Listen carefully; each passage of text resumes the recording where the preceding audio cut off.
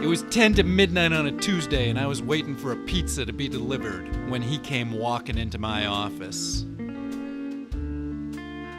He looked like a smooth glass of milk that had been sitting for too long in a warm room and now it was starting to curdle. He looked chunky and runny and like he might make me sick.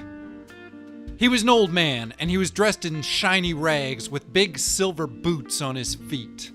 He was missing his right eye, and the surrounding skin was scribbled with angry scars, no doubt related to the loss of the eye.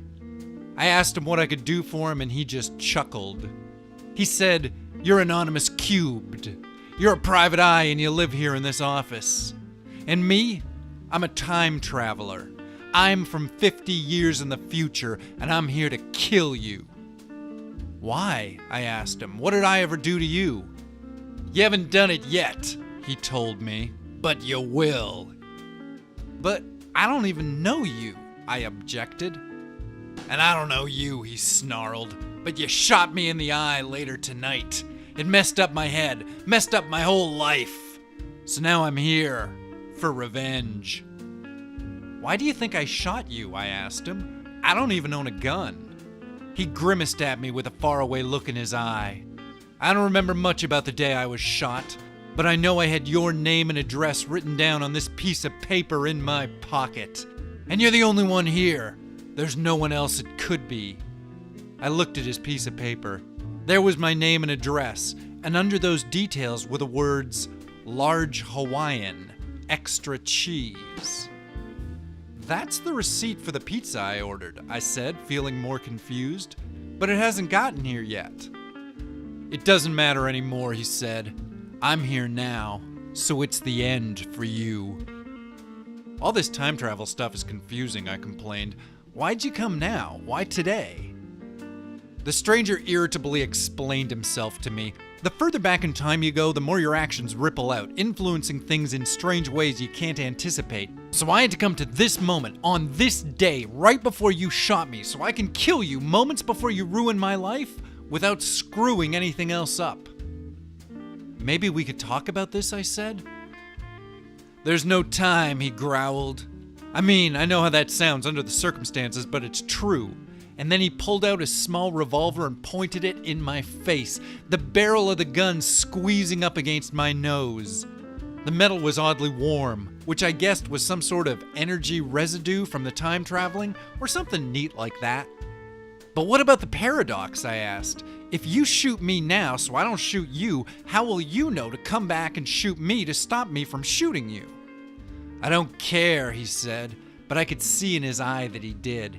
And that hesitation was all that saved my life.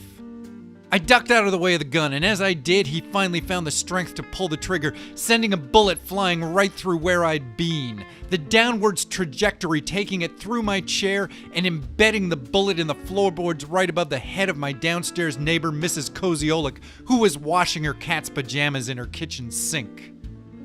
The time traveler fired wildly in my direction a second time, but this bullet struck the brickwork of the wall behind me and ricocheted right back at him, traveling through the center of his forehead, killing him instantly. The bullet went out the back of his head and continued out through the front window of my office door.